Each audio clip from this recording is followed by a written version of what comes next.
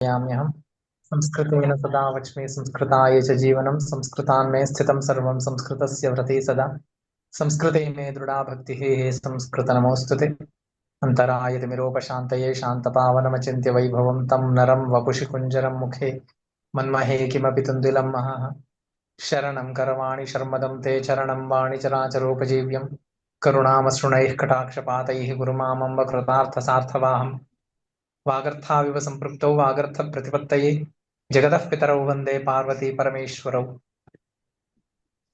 शिवाय गुरवे नमः शिवाय गुरवे नमः शिवाय गुरवे नमः श्रीविष्णुरूपाय नमः शिवाय श्रीकाशी विश्वनाथाय नमः शिवाय శ్రీమాత్రే నమః. తెలిసి చెప్పుకోండి.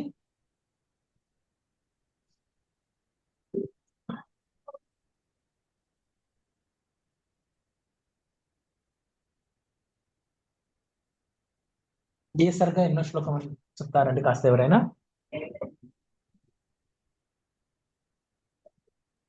నా మాట వినపడలేదండి? గురుగారు నమస్కారం.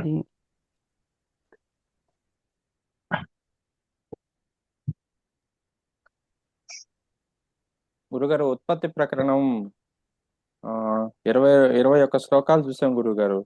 ఏ సర్కిల్ అండి? నా నోట్స్ ప్రకారం అయితే మొదటి సర్కిల్లోనే ఉన్నాం గురుగారు. మొదటి సర్కిల్ అయిపోయింది అనుకున్నా.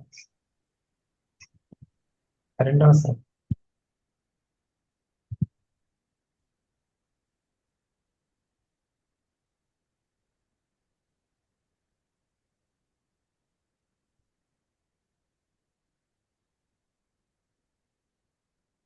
బంగారం వేరు కాదు, అలాగే కటకం బంగారానికి భిన్నం కాదు, అలాగే ముందు నీకు బంధనం. చూడండి ఒకసారి ఇదే పేజ్ లో ఉంటే ముందు వెనక చూడండి, ఇదే సరిగా తెలుస్తుందిగా.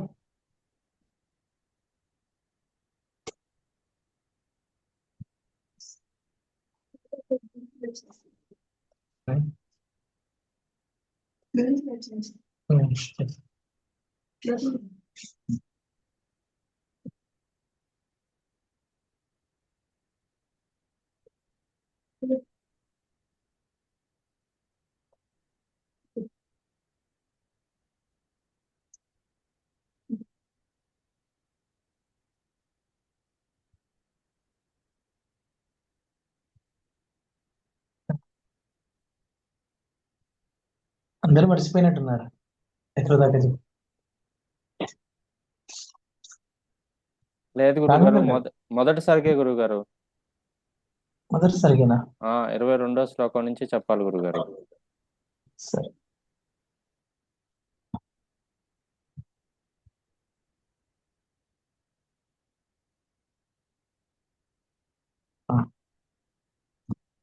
సరే.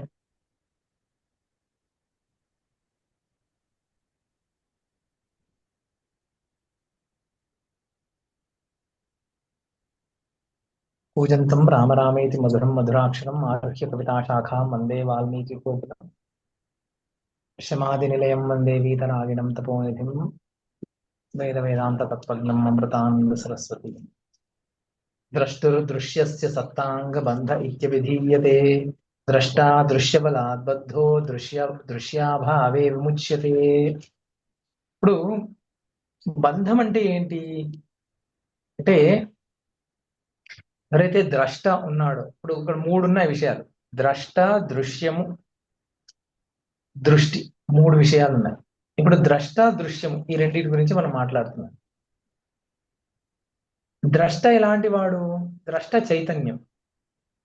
దృశ్యం అనేటువంటి పదార్థము ద్రష్ట యొక్క చైతన్యంలో ప్రతిబింబం. అయితే ఈ దృశ్య పదార్థానికి ద్రష్ట యొక్క ప్రతిబింబం చైతన్యంలో ఉన్నటువంటి ఈ ప్రతిబింబానికి, ఈ రెండిటికి గల సంబంధానికే బంధం అని అంటున్నారు.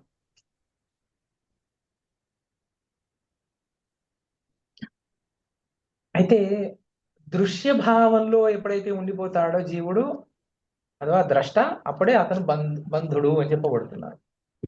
దృశ్యం తొలగిపోతే బంధం నశిస్తుంది.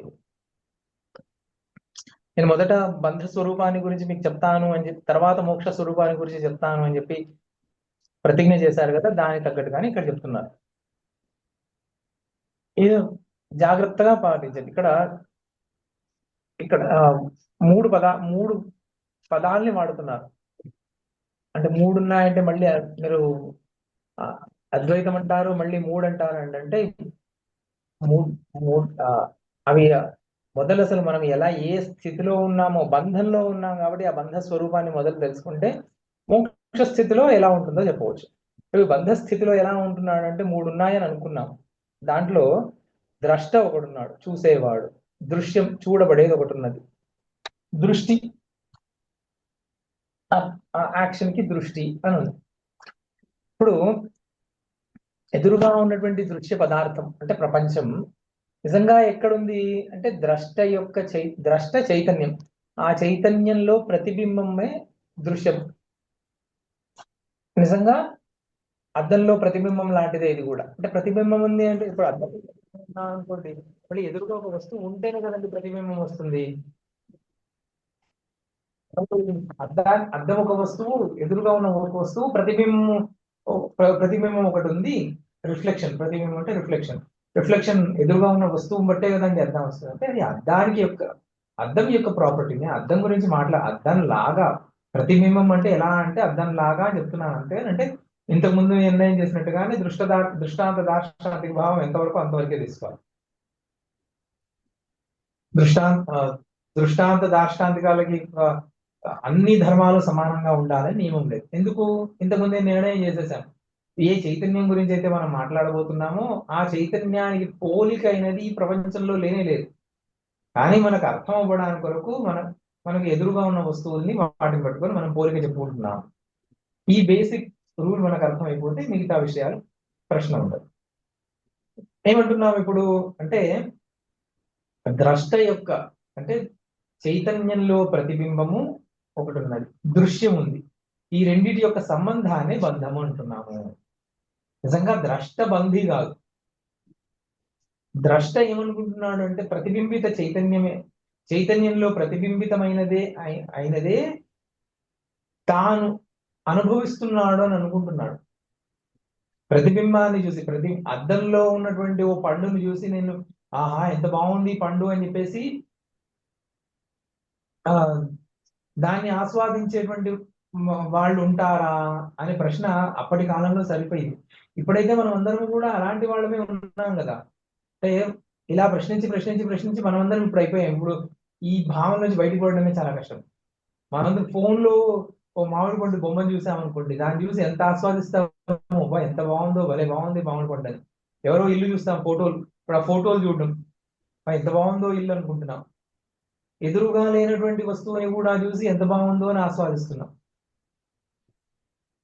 అంటే జ్ఞానం సులభం అయిపోతున్న కొద్దీ ఆ జ్ఞానాన్ని పొందేటువంటి మార్గాలు కష్టతరం అయిపోతూ ఉంటాయి. ఇప్పుడు ఇంతకుముందు వాళ్ళకి ఇలాంటివన్నీ ఏమీ లేవు. వాళ్ళు హాయిగా చెప్పేవాళ్ళు. ఇప్పుడు చిత్రంలో ఉన్న నగరం లాంటిది, అద్దంలో ఉన్నటువంటి ప్రతిబింబం లాంటిది అనగానే ఆ అద్దంలో ఉన్న ప్రతిబింబాన్ని మనం చూసి దాన్ని ఆస్వాదించట్లేదుగా, ఆహా పండు అని. ఆ పండు కనపడింది, దాని ఎదురుగా పండుని చూసి ఆ పండు అని అనుకుంటున్నాము. కానీ ఇక్కడ మనం ఎంత భ్రమలో ఉన్నాము అంటే ఆ ఫోన్లో మామిడి పండు బొమ్మ చూసాం, అబ్బా ఎంత భలే ఉంటే మామిడి పండు అనుకుంటున్నా లేదు. కెమెరా ట్రిక్ అవన్నీ చూసి నిజంగా ఐస్ క్రీమ్ యాడ్ లో వాడు ఏం చేస్తాడు అంటే ఆ పిఓపిని, ప్లాస్టర్ ఆఫ్ ప్యారిస్ ని దాన్ని బాగా కరిగించి ఆ దానంత గట్టిగా చేసి దాన్ని తీస్తాడు. మనం అది చూసి ఎంత బాగా వచ్చింది ఐస్ క్రీమ్ అని అనుకుంటాం. ఆ కలర్ అవన్నీ, ఆ షేడ్స్ అవన్నీ వాడు ఆ కెమెరా ట్రిక్స్ ని వాడి ఒక యాంగిల్ లో లైట్ అవన్నీ వాడి ఇది ఐస్ క్రీమే అనిపించేట్టుగా తీస్తాడు. నిజంగా ఐస్ క్రీమ్ డబ్బాలో అలా ఉండదు. మనం అలా తీస్తే అలా రానే రాదు. కానీ ఆ దాన్ని దాంట్లోనే మనం కొట్టుమిట్టాడుతున్నాం. ఇప్పుడు మనకు ప్రతిబింబము అనేటువంటి దాంట్లో ప్రతిబింబాన్ని చూసి ఎవడు ఆస్వాదించడు అనే విషయాన్ని మనం ఇప్పుడు నేర్చుకోవాలి కొత్తగా. ఇంతకుముందు ఎలాగైతే మనము అదృష్టము అనేటువంటిది ఏది లేదో, దైవము అదృష్టం అనేటువంటివి ఏవి లేవు, అన్ని పురుష కృత్యాలే అని గట్టిగా నేర్చుకున్నామో, ఇప్పుడు కూడా అంతే. మనం we have to unlearn to learn few things. ఆ, ఏమున్నాయి అందులో అంటే ప్రతిబింబాన్ని చూసి ఎవడు ఆస్వాదించడు అనే విషయాన్ని అర్థం చేసుకోవాలి. ఆ ప్రతిబింబమే ఆభాస, ప్రతిబింబాన్ని చూసి ఆస్వాదించడం ఇంకో ఆభాస. ఈ విషయంలో ప్రశ్నలు ఏమైనా ఉన్నాయా?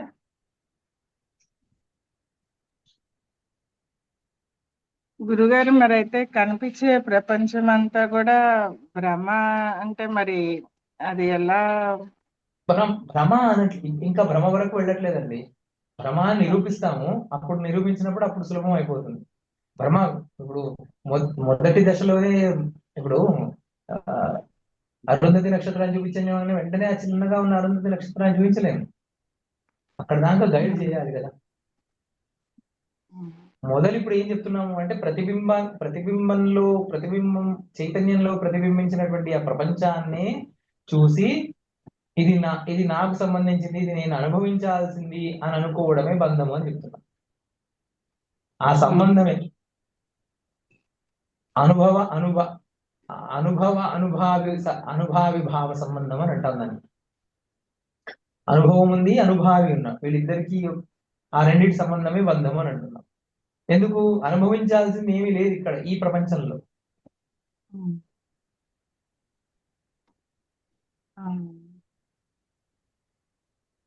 జగత్వం అహమిత్యాది మిథ్యాత్మా దృశ్యముచ్యతే యావదేతత్ సంభవతి తావన్మోక్షో న విద్యతే.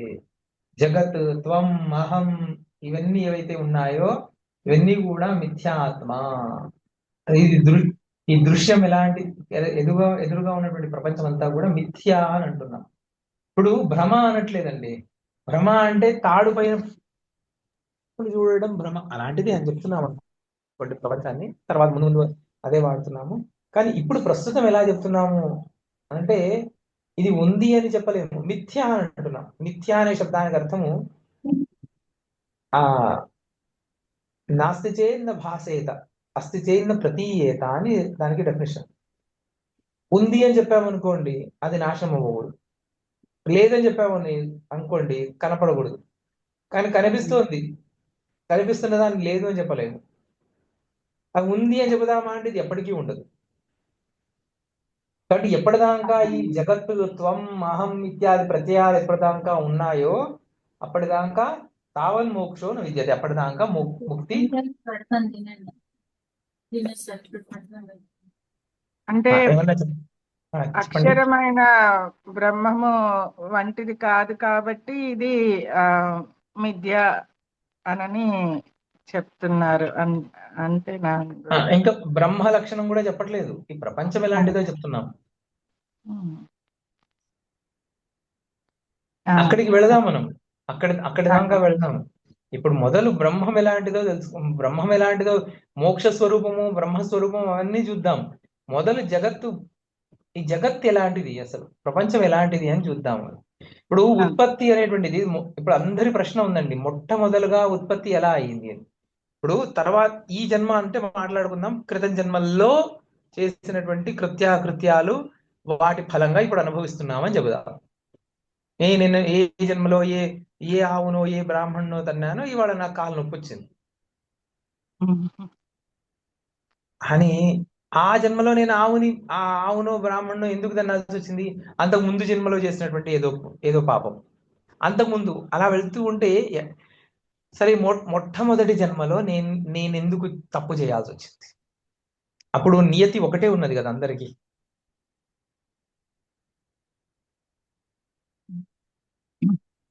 ఇప్పుడు మామూలుగా ఫిజిక్స్ లో అయినా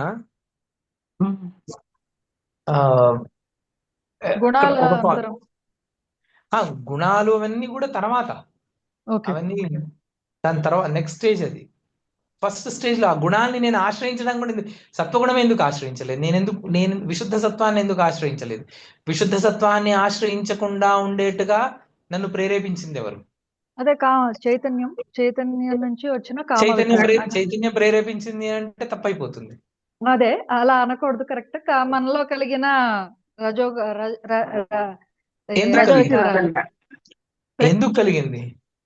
ఎందుకు కలిగింది అంటే ప్రకృతి లేదు, దానికి ఆన్సర్ ఇక్కడే ఆహా, చెప్తారు. అదే వశిష్ఠుల వారు ఏం చెప్తారో అది విందాము. కాకపోతే విందాం. దానికి ఓకే. ఏంటంటే ఆ,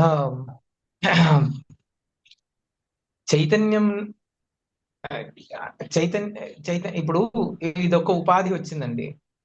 ఇది ఉపాధి వచ్చిన తర్వాత అంతలో అంత ఉపాధి వచ్చినా కూడా దాని వరకు భేదం ఏమీ లేదు. ఇప్పుడు ఆ, ఒక చిన్న ఉదాహరణ చెప్తాను ఫిజిక్స్ లో. ఇప్పుడు ఏమంటానంటే అట్ సమ్ అంతా కూడా ఒక ఒక హైడ్రోజన్ ఆటమ్స్ తో నిండి ఉండింది యూనివర్స్. అట్ సమ్ పాయింట్ దాంట్లో ఆసిలేషన్ స్టార్ట్ అయింది. హైడ్రోజన్ ఆటమ్స్ ఒకదానికొకటి కొలైడ్ అవ్వడం మొదలు పెట్టాయి. అక్కడి నుంచి హీలియం జనరేట్ అవ్వడం మొదలైంది అని అంటున్నాం. న్యూక్లియర్ ఫ్యూజన్ రియాక్షన్ స్టార్ట్ అయింది. సో ఆ న్యూక్లియర్ ఫ్యూజన్ రియాక్షన్ వల్లనే ఇంత వచ్చింది అని చెప్పి అక్కడ కూడా వాళ్ళు కూడా ఒకటిగానే ఉంది అని చెప్పాలి. సరే, కానీ క్రియ ఎందుకు ఆరంభమైంది దానికి ఆన్సర్ లేదు.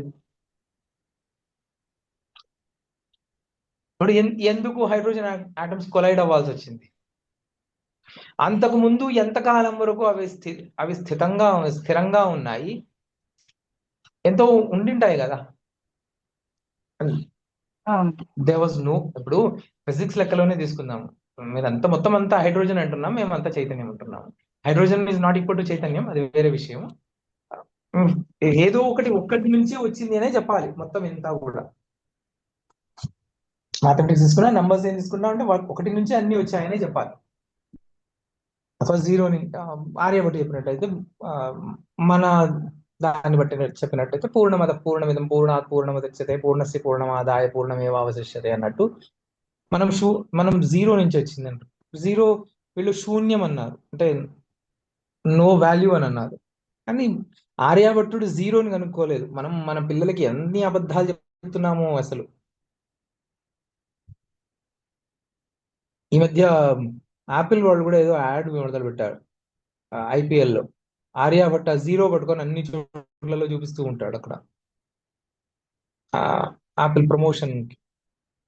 ఆర్యభట్ట జీరోని కనుగొనలేదు. జీరో కనుగొంటే అంతకంటే ముందు అసలు జీరో మన ఏకం దశ శతం చైవ అని దశ శత అని ఎలా అంటున్నాం అప్పుడు?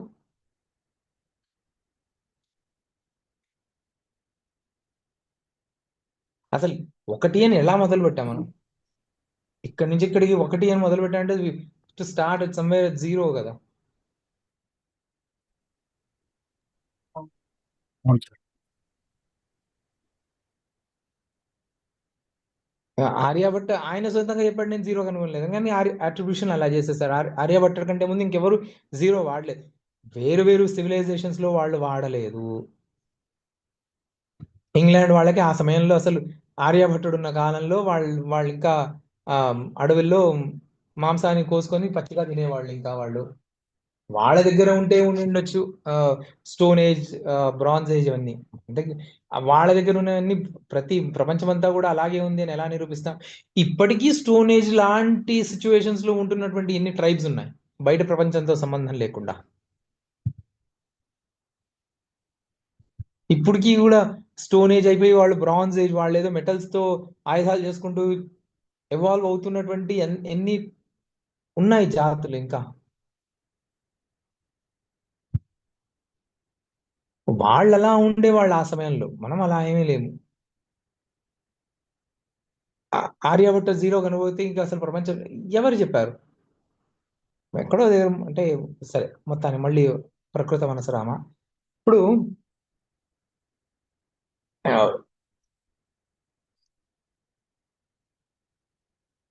మ్యాథమెటిక్స్ పరంగా చెప్పినా కూడా పూర్ణం నుంచి అక్కడి నుంచి 1, 2, 3 అని వచ్చాయని చెప్పాలి.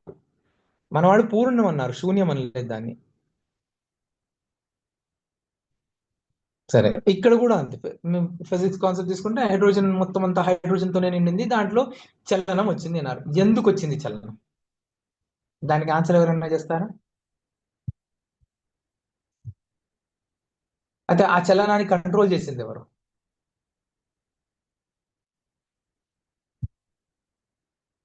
మేము అదే చెప్తున్నాము, ఆకాశాద్ వాయురగ్ని అగ్నేరాపహ అని అదే చెప్తున్నాము మేము. దాన్ని మీరు మీరు మీరు మేము వాయు అన్నా, మీరు హైడ్రోజన్ అన్నారు అంతే. సరే, అంతకంటే ముందు ఆకాశం ఎక్కడి నుంచి వచ్చింది? ఆ హైడ్రోజన్ తో మొత్తం నిండి ఉండడానికి కావాల్సిన అవకాశం ఇచ్చే ఆకాశం ఎక్కడి నుంచి వచ్చింది? మొదలేమన్నారు? Space is nothing, no entity అన్నారు. ఇప్పుడు ఏమంటున్నారు? స్పేస్ అనేటువంటిది ఒక ఒక థిన్ ఫ్యాబ్రిక్ లాంటిది అది అని చెప్పి. సో ఈ ఈ భ్రమల్లో పడి మనం నిజంగా ఆ తత్వం ఏంటి అని మనం ఆలోచించడం, మనం ఆ తత్వం వైపు మనం ప్రయాణించడం, మనం ఆ ప్రజ్ఞని కోల్పోతున్నాం. అలాంటి అలాంటి దాంట్లోనే ఇది ఒకటి ఏంటి? ప్రతిబింబాన్ని చూసి ఎవడు ఆస్వాదించలేడు అని శాస్త్రం చెప్తుంది.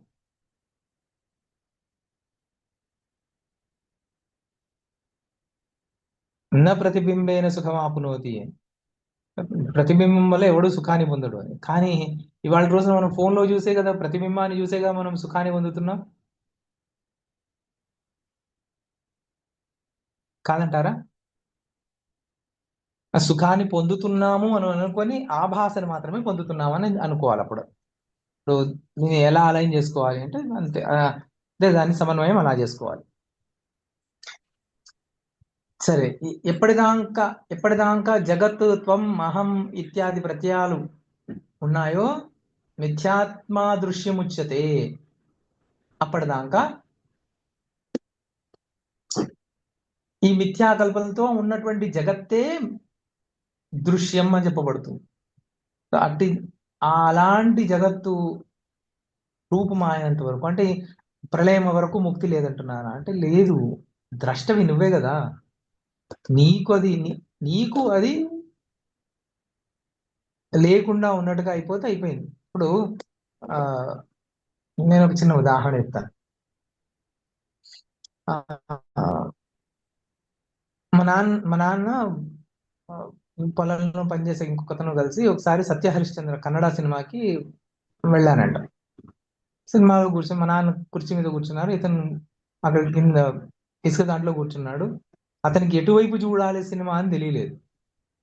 అందరూ స్క్రీన్ వైపు చూస్తుంటే ఇతను ప్రొజెక్టర్ ఎక్కడి నుంచి వస్తుంది ఆ లైట్ దాన్ని చూస్తున్నాడు. అందరూ చప్పట్లు కొడుతున్నారు. ఎందుకు? అటువైపు ఏముంది, లైట్ ఇక్కడి నుంచి కదా వస్తుంది, వెలుతురు ఇక్కడి నుంచి వస్తుంది కదా అని చెప్పి చూస్తున్నాడు ఆయన. అది ఒక 2-3 నిమిషాలు అన్నారు. అంతలోపల మా నాన్న ఇక్కడేం చూస్తారు, అటు చూడు అని చెప్పి అన్నారంట. అతను తిరగడము, ఆ సినిమాలో పాము రావడము, ఆ హరిశ్చంద్రుడి కొడుకుని కాటేయడం, ఆ సీన్ వచ్చింది.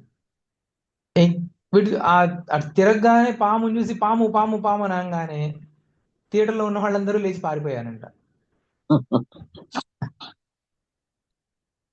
ఎక్కడరా పాము అంటే అక్కడెక్కడ ఒక గోడ మీద ఉంది పాము అని. అంటే ప్రతిబింబం భయాన్ని పుట్టించకూడదు కదా. ప్రతిబింబం అది భయాన్ని పుట్టించకూడదు అనేటువంటి జ్ఞానం లేదు. ప్రతిబింబాన్ని చూసి కూడా భయాన్ని పొందుతున్నాం, అజ్ఞానం ఉంది. అంటే అలాంటి అజ్ఞానంలోనే ఇప్పుడు మనం బ్రతుకుతున్నాం. అయితే మామూలుగా శాస్త్రం చెప్తుంది ప్రతిబింబం సుఖాన్ని ఇవ్వదు.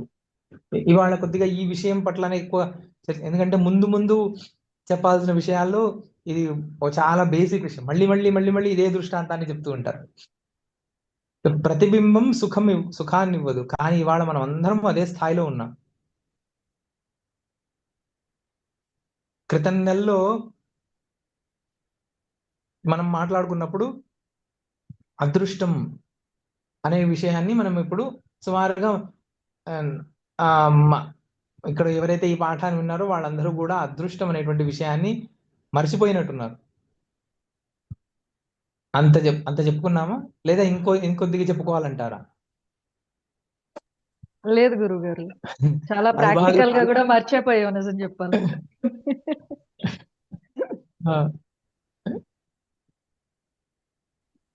ఇంకెవరైనా అదృష్టం అంటే కూడా కాదు అని చెప్పేసి ఇది సుకృతం మాత్రమే అని సుకృత దుష్కృతాలను మాత్రమే చెప్తున్నాం అంటే చెప్తున్నాం. కాబట్టి ఎప్పుడైతే అదృష్టాన్ని నమ్మలేదు అప్పుడు చమత్కారాన్ని కూడా నమ్మడం మానేశాం. అలాగే ఇప్పుడు ప్రతిబింబం మనకు సుఖాన్ని ఇవ్వదు అనే విషయాన్ని బాగా తెలుసుకోవాలి. అది అర్థమవుతే ప్రతిబింబం మనకు దుఃఖాన్ని కూడా ఇవ్వదు అనే విషయం అర్థమవుతుంది.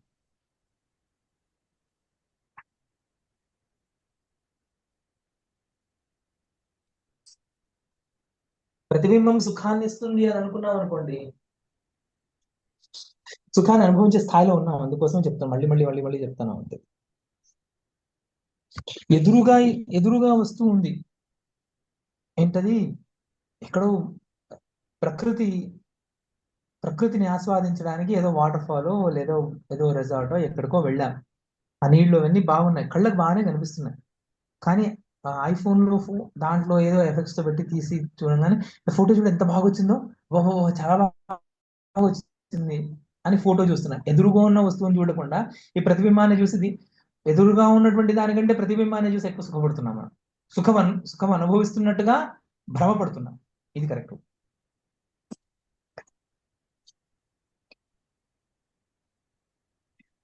చాలా సార్లు ఆ ప్రతిబింబాన్ని చూసి సుఖం అనుభవిస్తున్నాం అనేటువంటి భ్రమలో పడి, ఆ ప్రతిబింబాన్ని పోలినటువంటి వస్తువు నిజంగా వస్తువు ఎదురుకు వస్తే ఆ ప్రతిబింబం లాంటి సుఖం ఇవ్వలేదు అని అనుకొని ఎదురుగా ఉన్న వస్తువుని కూడా ఆస్వాదించడం మానేసాం.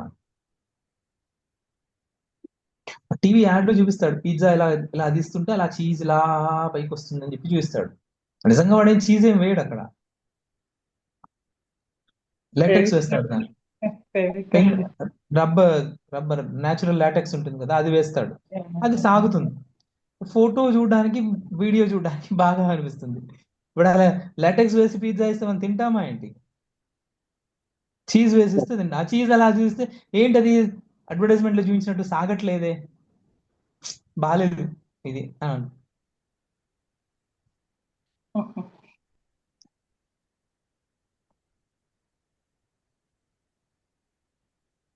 సినిమాలో హీరోని ఫర్ ఎగ్జాంపుల్ రజనీకాంత్ ని చాలా బాగా చూపిస్తారు, అందంగా చూపిస్తారు.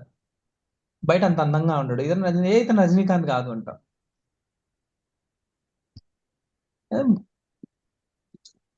అసలు ఇవి బాగా అదృష్టం తర్వాత నెక్స్ట్ నేర్చుకోవాల్సినటువంటి పాఠం ఏంటి అంటే ప్రతిబింబం సుఖాన్ని ఇవ్వదు అనేది. సో అయితే ఈ ప్రతిబింబం సుఖాన్ని ఇవ్వదు అని అన్నప్పుడు ఉపనిషత్తు ఏమంటుంది అంటే నేదం నేదం అనేటువంటి మాట చెప్తుంది. అయితే అది ఎలాంటి వాళ్ళకి చెప్పింది? వేదాధ్యయన సంపన్నులకి, వేదోదితమైనటువంటి కర్మానుష్ఠాన బలం చేత వేదాన్ని అర్థం చేసుకునేటువంటి శక్తి ఉన్న వాళ్ళ కొరకు చెప్పింది. ఇప్పుడు మనలాంటి వాళ్ళకి ఏం చెప్తున్నారు ఇక్కడ అంటే నేదం నేదం ఇది వ్యర్థ ప్రలాపై నోపశామ్యతి సంకల్పజన కైరు దృశ్య వ్యాధి ప్రత్యుత వర్ధతే. మీరు వెంటనే ఇక్కడ ఏదో చెప్పేసి వెంటనే అండి ప్రపంచాన్ని తీసేయడం ఒక ఉపాయం ఉందండి, నేను చాలా చోట్లలో చదివాను, రామకృష్ణ మిషన్ వాళ్ళ పుస్తకాల్లో చదివాను, అక్కడ చదివాను, ఇక్కడ చదివాను, నేదం నేదం నైదం నైదం నేతి నేతి అని అనుకుంటూ ఉంటే, నేతి నేతి నేదం నేదం ఇలాంటి పదాలు వాడుకుంటూ ఉంటే ప్రపంచం కరిగిపోతుంది, ప్రపంచం అప్పుడు మనం బాధించదు. అబద్ధం. అది ఎవరికి అబద్ధం అని ఎందుకంటున్నాను అంటే మన వరకు అది అబద్ధం, మనకు పనిచేయదు. ఎవరికి పనిచేస్తుంది? ఎవరైతే వేదాధ్యయనం సశాస్త్రీయంగా గురువు దగ్గర వేదాధ్యయనం చేశారో, వేదమే ఊపిరిగా జీవించారో, వేదోదితమైనటువంటి కర్మానుష్ఠానాలు చేశారో, ఆ కర్మానుష్ఠాన బలం చేత వేదాన్ని అర్థం చేసుకునేటువంటి శక్తిని పెంపొందించగలిగారు, నేర్చుకున్నటువంటి వేదాన్ని ఇంకో 10 మంది శిష్యులకి సంప్రదాయకంగా అందించగలిగారు. అలాంటి వాళ్ళు కూర్చొని నేదం నేదం నేతి నేతి అని అనుకుంటే వాళ్ళకి దృశ్య ప్రపంచం కరిగిపోతుంది.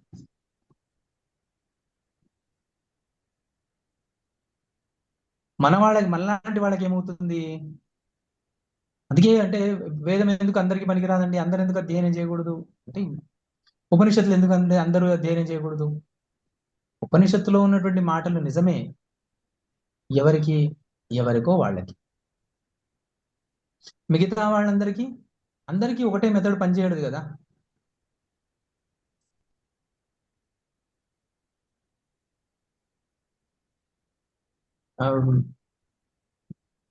ఇప్పుడు ప్రస్తుతం ఉన్నటువంటి ఉదాహరణ చెప్పాలి. ఇప్పుడు రిషబ్ పంత్కి యాక్సిడెంట్ అయింది, 2 నెలలు లేచి తిరిగాడు, క్రికెట్ ఆడగలిగాడు. నేను కూడా అలాగే నాకు ఆపరేషన్ అయింది, నేను కూడా 2 నెలలు తిరిగి నేను నెక్స్ట్ మళ్ళీ ఫుట్బాల్ క్రికెట్ ఆడాలి అని నేను అనుకుంటే ప్రాంశులభ్యే ప్రాంశులభ్యే ఫలేన్ ఉపహాస్యతాం ఉపహాస్యతాం గవిష్యామి అన్నట్టు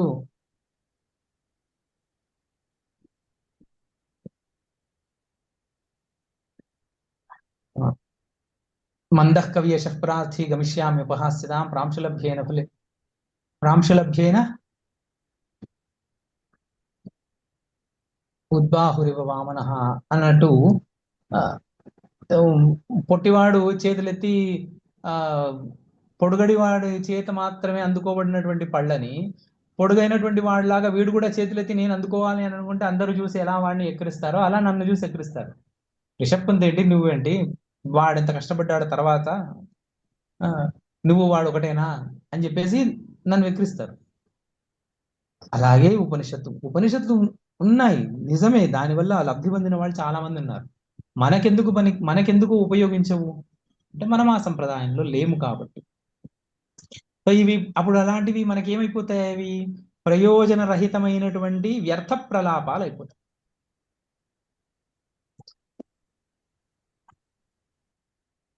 ఇప్పుడు అలా చెప్తే ఏమైపోతుంది అంటే మళ్ళీ ఆ వ్యర్థ ప్రలాపాలే సంకల్ప జనకాలైపోయి అవే మళ్ళీ సంకల్పాన్ని పుట్టించేవిగా అయిపోయి దృశ్య వ్యాధి ప్రత్యుత వర్ధతే. ఈ దృశ్యం అనేటువంటి వ్యాధి ఇంకా ఎక్కువగా వర్ధిస్తుంది.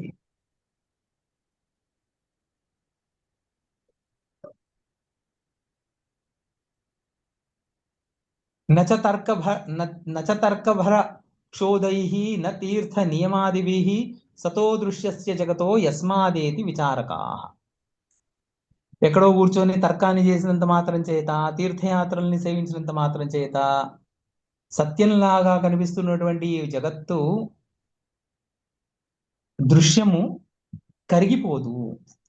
జగత్తు దృశ్యము కరిగిపోదు. జగద్దృశ్యంతు యద్వస్తి న శామ్యతేవ కస్యచిత్ నాసతో విద్యతే భావో నా భావో విద్యతే సతః. జగద్దృశ్యంతు యద్వస్తి న శామ్యతేవ కస్యచిత్ నాసతో విద్యతే భావో నా భావో విద్యతే సతః. ఈ శ్లోకం గుర్తుపెట్టుకొని బాగా రాసి పెట్టుకొని ఉండండి, ముందు మనకు వస్తుంది.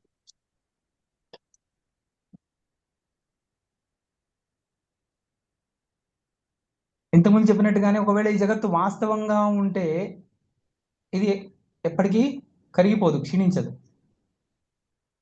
ఒకవేళ లేదు అంటామా, కనిపిస్తుంది, దృశ్యంగా ఉంది ఎదురుగా. నాసతో విద్యతే భావ నా భావో విద్యతే సతః. అసత్తు యొక్క సత్తా, సత్త యొక్క అభావం, ఇవి రెండూ కుదరవు. అసత్ అన్నామనుకోండి దానికి ఉనికి ఉండదు. ప్రపంచం ఏంటి? అసత్, దానికి స్వతంత్ర ఉనికి లేదు. అసత్. మరి ఒకవేళ అది సత్, అది ఉంది అని చెప్పామనుకోండి, దాని యొక్క అభావం ఎప్పటికీ జరగదు. ఇంకా మోక్షం అనేటువంటి మాటే లేదు. ప్రపంచం ఉంది, ప్రపంచం నిజం అని అన్నాము అంటే ఇంక మోక్షం ఎక్కడికి? దేని నుండి మోక్షం?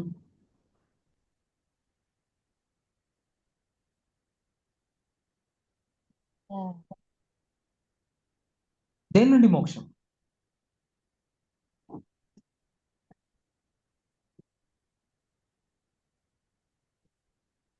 ఇప్పుడు గ్రావిటేషనల్ ఫోర్స్ ఉంది ఉంది ఉంది అని మన వాళ్ళు అంటున్నారు.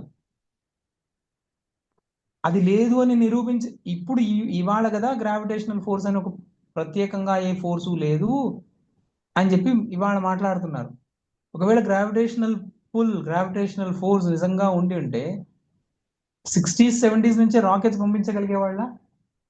ఏమండి గ్రావిటేషన్ అది ఎస్కేప్ వెలాసిటీ ఒకటి ఉంది, దాన్ని దాటి వెళ్ళారు అని అంటే గ్రావిటేషనల్ ఫోర్స్ దాన్ని అదొకటి ఉంది, దాన్ని ఛేదించలేము అన్న తర్వాత మళ్ళీ దానికి ఎస్కేప్ వెలాసిటీ ఉంది అని ఎలా చెప్తున్నా? నాసతో విద్యతే భావ నా భావో విద్యతే సతః. గ్రావిటేషనల్ ఫోర్స్ ఉందా? అది దానికంటే ఇంకంతకంటే గొప్పదైనటువంటి ఫోర్స్ ఇంకొకటి లేనే లేదు. ఇవన్నీ మాటలు చాలా న్యూటన్ నుంచి మాట్లాడుకుంటూ వచ్చారు. ఎప్పుడైతే రాకెట్స్ ఇట్లాంటివి చేయాల్సి వచ్చిందో అప్పుడు ఎస్కేప్ వెలాసిటీ ఒకటి కనుగొన్నారు. ఎస్కేప్ వెలాసిటీ కూడా అయిపోయింది. ఎస్కేప్ వెలాసిటీ అయిపోయింది, భూమి గురుత్వాకర్షణ శక్తి నుంచి వెళ్ళిపోయారు, బాగానే ఉంది. అయితే సోలార్ సిస్టమ్ యొక్క గురుత్వాకర్షణ శక్తి నుంచి అయితే తప్పించుకోలేము అన్నారు. సోలార్ సిస్టమ్ ఎక్కడ దాకా ఉంది అంటే ఏదో నెప్ట్యూన్, ప్లూటో దాకా లాస్ట్ అన్నారు. దాన్ని కూడా దాటిపోయేటువంటి మిషన్లను మళ్ళీ వదిలేరు వీళ్ళే. అంటే వాళ్ళు మాట చెప్పినటువంటి మాట మీద వాళ్ళకి నమ్మకం లేదు. మొత్తానికి ఇవాళ ఏంటి అంటే గ్రావిటేషనల్ ఫోర్స్ అనేటువంటిది ఏమీ లేదు. ఎందుకు గ్రావిటేషనల్ ఫోర్స్ ఉంది అని ఎందుకు అనుమానించాల్సి వచ్చింది అంటే స్పేస్ నాన్ ఎంటిటీ అని అనుకున్నారు. అక్కడ ఆ భ్రమ మొదలయ్యి ఇక్కడ దాకా వచ్చింది. ఇప్పుడు కూడా అంతే. జగత్తు నిజం అని అనుకున్నాం అనుకోండి, జగత్తు సత్యం అని అంటే అప్పుడు ఇది ఎప్పటికీ క్షీణించదు. అసత్ అన్నామనుకోండి ఎప్పుడూ ఉండకూడదు.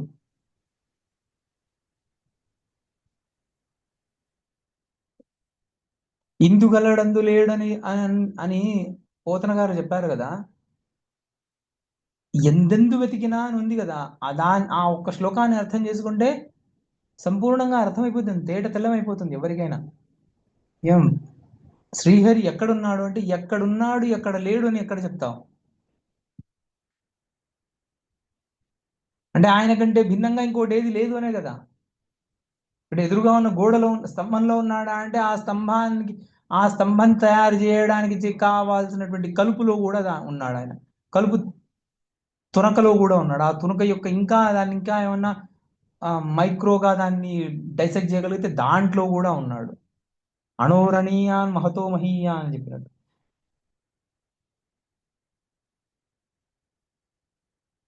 ఇప్పుడు ఏదన్నా ఒకటే మనం బాగా అర్థం చేసుకోగలం. ఒకటి శ్రీహరి, శ్రీ మహావిష్ణువు అంతటా ఉన్నాడు, సర్వవ్యాపి అనైనా ఒప్పుకుందాం, లేదా ప్రపంచం సత్యమైనా ఒప్పుకుందాం. రెండిటిని ఒప్పుకోలేదు. అచేత్య చిత్ స్వరూపాత్మా ఎత్ర ఎత్రైవ తిష్టతి ద్రష్టా తత్రాస్య దృశ్య శ్రీ సముదేత్యపి అణూదరే.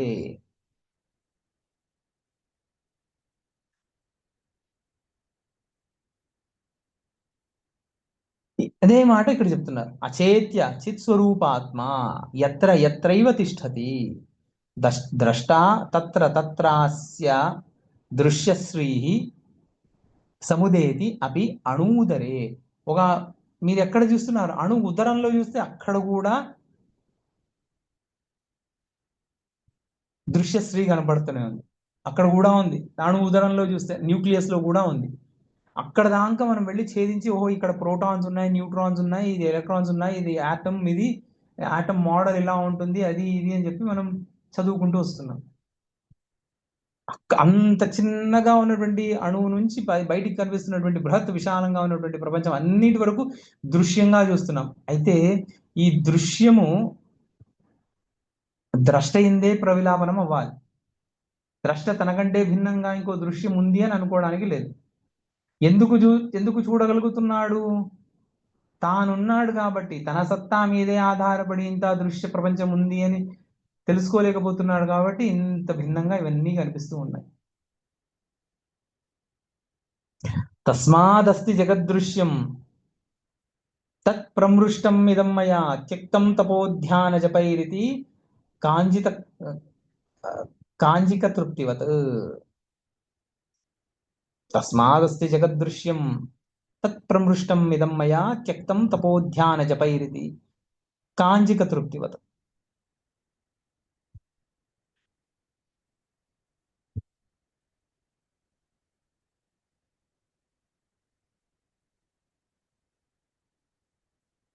ఇప్పుడు ఈ దృశ్య ప్రపంచము నివృత్తి అవ్వనంత వరకు అణువు ఉదరంలో కూడా దృశ్యం కనిపిస్తూనే ఉంటుంది అని చెప్పారు. అందుకోసమే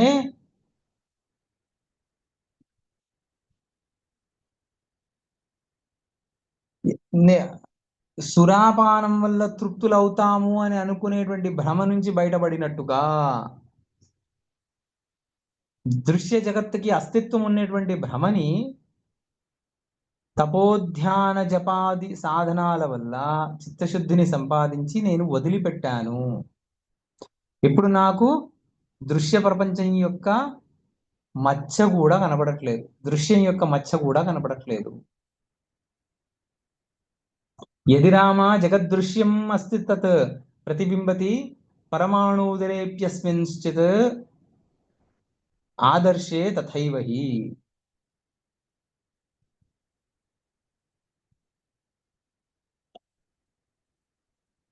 జగత్తు కనపడుతున్నంత వరకు ఇది ఎక్కడ చూస్తున్నావు? ఇంత బయట విశాలంగా ఉన్నటువంటి ప్రపంచం కాదండి, ఇలా సూక్ష్మంగా అణువులో ఆటంలో ఉంది అని అన్నాం అనుకోండి, అణు ఉదరంలో కనిపించింది. అది కూడా చిత్ స్వరూపంలో ప్రతిబింబం కనపడుతుంది.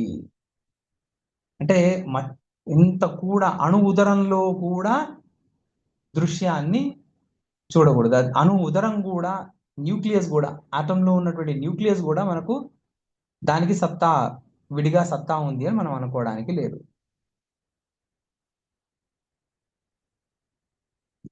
మనం చాలా మనం స్కూల్కి వెళ్ళి చదువుకున్నటువంటి రోజుల్లో ఇలాంటి భ్రమలు చాలా చేశారు. ఇప్పుడు కొత్తగా ఏదో సబ్ అటామిక్ పార్టికల్స్ కనుగొన్నారు.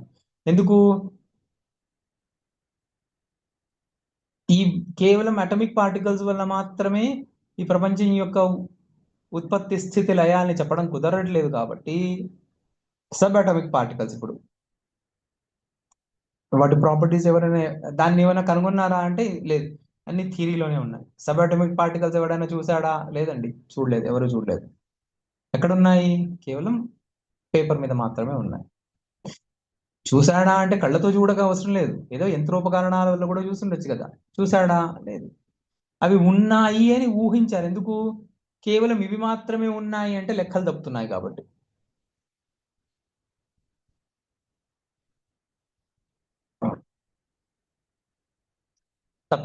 తతస్తత్ర పునర్దుఃఖం జరామరణ జన్మని భావాభావ గ్రహోత్సర్గ స్థూల సూక్ష్మ చలాచల.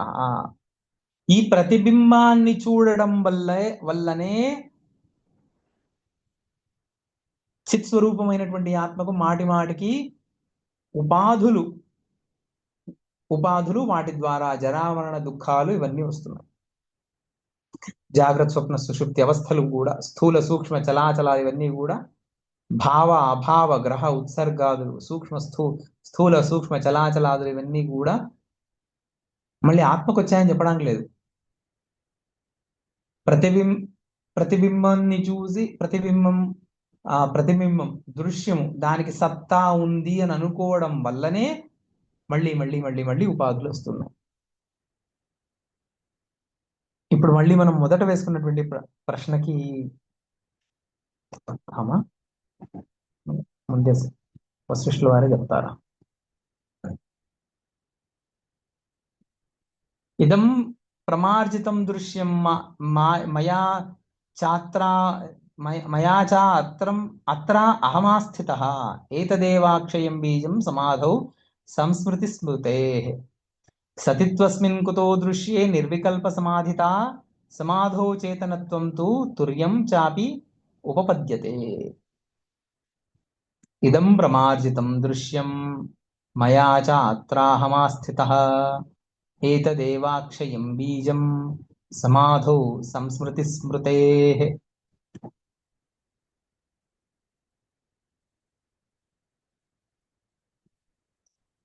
సమాధి స్థితిలో కూడా నేను దృశ్యాన్ని చూడట్లేదు, నేను దాన్ని తుడిచిపెట్టేశాను మొత్తంగా అనేటువంటి సంస్కారం ఉంటుంది. ఈ సంస్కారమే సంస్మృతి స్మరణకు అనువైనటువంటి అక్షయ బీజం ఇది.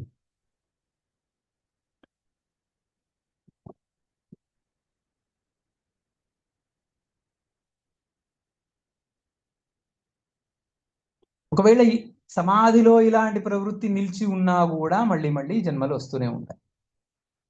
కాబట్టి సవికల్పక సమాధి కంటే నిర్వికల్పక సమాధియే ఉత్తమం. సవికల్పక సమాధి లభించినా కూడా అది ప్రపంచ నాశ హేతువు కాజాలదు.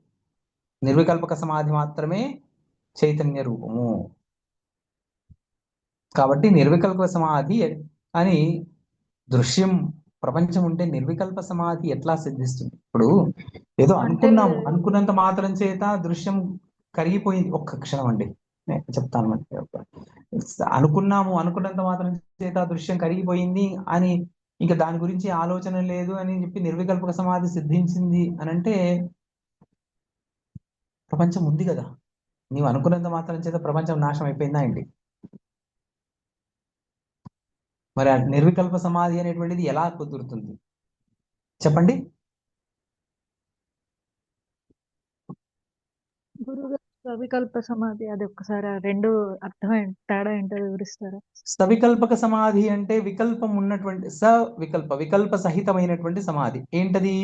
నేను దృశ్యాన్ని చూడట్లేదు, దృశ్యాన్ని నేను మొత్తం తుడిచిపెట్టేశాను అనేటువంటి సంస్కారంతో ఉన్నటువంటి సమాధి సవికల్పక సమాధి.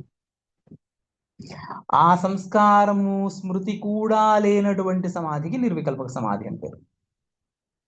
ఇక్కడ ప్రశ్న ఏంటి అంటే ఆ నిర్వికల్ప సమాధి ఎలా సిద్ధిస్తుంది? ఇక్కడ సమాధి నుంచి మేల్కోగానే మళ్ళీ ప్రపంచం కనిపిస్తూనే ఉంది కదా. అలాంటప్పుడు నాశనం అయిందని ఎలా చెప్తాం? నిర్వికల్ప సమాధి అనేటువంటిది అప్పుడు సిద్ధించదు. అదే వ్యుత్థానేహి సమాధానాత్ సుషుప్తాంతైవాఖిలం జగద్దుఃఖమిదం భాతి యథాస్థితం అఖండితం. నిద్ర నుంచి మేల్కోగానే పూర్వ జ్ఞానమంతా వచ్చేసింది. నిద్రలోసేపు హాయిగా ఉంది. అబ్బా, ఏదో ఒకటి మందులు వేసుకునో, ఏమో పాలు తాగో, జాకాయ తినో, ఏదో ఒకటి తిని బాగా నిద్రపోయాం. నిద్రపోతున్నంతసేపు ఇంకా ఏ గోలలు లేవు, అప్పులు లేవు, చింతలు లేవు, ఏమీ లేవు. లేచామా, లేవంగానే వెంటనే అన్ని స్మృతిలోకి వచ్చేసాయి. ఇంకా మళ్ళీ మహా దుఃఖం ఉండనే ఉంది. అలాగే ఈ సమాధి నుంచి బయటికి వచ్చాక కూడా, నిర్వికల్పక సమాధి నుంచి బయటికి వచ్చాక కూడా ప్రపంచం ఉంది. కల్పాంతంలో తప్ప మిగతా ఎప్పుడు, అంటే ఇంకా కల్పాంతంలోనే మోక్షం, ఇంకెప్పుడు మోక్షం రాదు అని చెప్పినట్టు అయిపోయింది. కల్పాంతంలో కూడా ఏముంటుందో స్థితి మనకు తెలియదు. సాంఖ్యులు ప్రకృతి సమస్థాయిలో సత్వరజతమో గుణాలు మూడు సమస్థాయిలో ఉంటుంది ప్రకృతి అని అంటారు. అలాగే ఉంటుందేమో. అప్పుడు కూడా ప్రపంచం బీజ రూపంలో ఉండనే ఉన్నది. అణుగర్భమంతా చూసినా ఉన్నా కూడా మోక్షం లేదు అంటే నిర్వికల్పక సమాధి ఎలా సిద్ధిస్తుంది?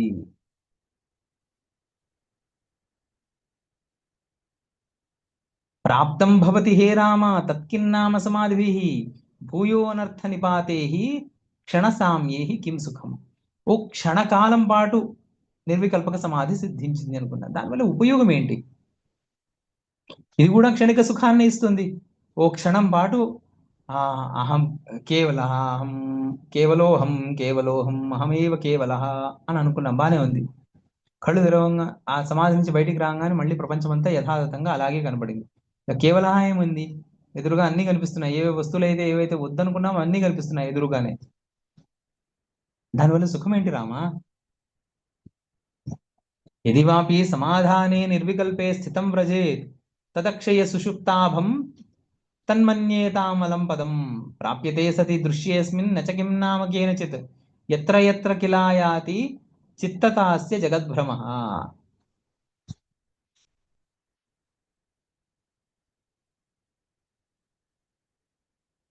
ఒకవేళ నిర్వికల్పక సమాధి ఎప్పటికీ భంగం కాదు అని అంటే అనంతమైనటువంటి సుషుప్తి సమమైనటువంటి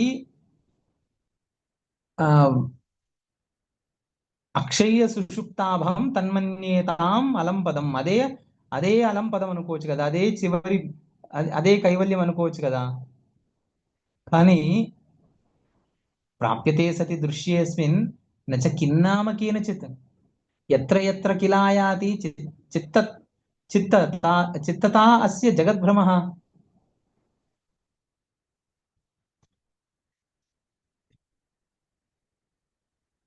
ఎంత పెద్ద గొప్ప యోగులైనా కూడా మనస్సు అనేటువంటి మూల దృశ్యం ఉన్నంత వరకు, యోగులు కూడా సంపూర్ణంగా ఈ దృశ్యాన్ని రూపుమాపలేరు. చిత్తం ఏ ఏ విషయాల్లో నిక్షేపింపబడుతుందో ఆ విషయాల్లో జగద్భ్రమ కలుగుతూనే ఉంటుంది.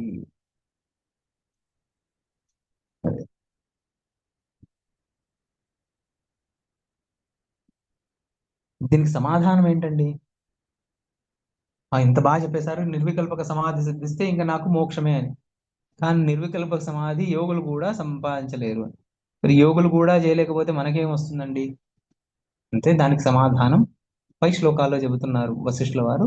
38వ శ్లోకం నుంచి మనం రేపు పాఠంలో చూద్దాం. గురుర్ బ్రహ్మ గురుర్ విష్ణు గురుర్దేవో మహేశ్వర గురు సాక్షాత్ పరబ్రహ్మ తస్మై శ్రీ గురవే నమః. సంస్కృతం మే ప్రియా భాషా సంస్కృతం చింతయామ్యహం సంస్కృతేన సదా వచ్మి సంస్కృతాయ చ జీవనం సంస్కృతాన్మే స్థితం సర్వం సంస్కృతస్య వ్రతి సదా సంస్కృతే మే దృఢా భక్తి హే సంస్కృత నమోస్తుతే. శివాయ గురవే నమః. శ్రీ విష్ణు రూపాయ నమః శివాయ. శ్రీ కాశీ విశ్వనాథాయ నమః శివాయ. శ్రీమాత్రే నమః.